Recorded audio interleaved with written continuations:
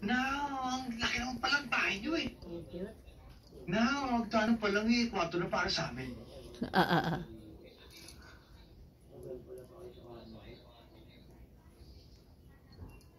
Mrs.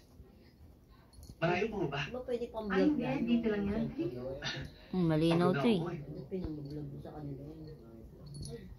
Dito na tayo. Sa TikTok ako na nag-upload eh.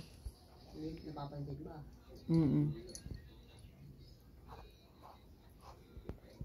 Marami nga nagla-like dun eh. Marami. Natutuwa sila sa pusa. Sinakasan ka na ng anak mo. Patayin mo. Hindi pa rin po nagigising eh. Mahilig pa rin sa mga manikang ba sa anak nyo eh oh. Manggami.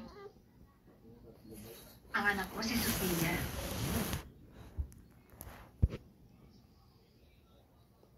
Okay, kinakagat niya ng kamay ko.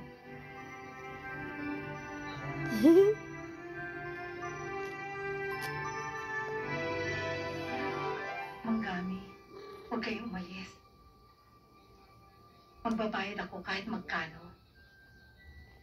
Alam kong kailangan makapagpapagaling sa anak ko.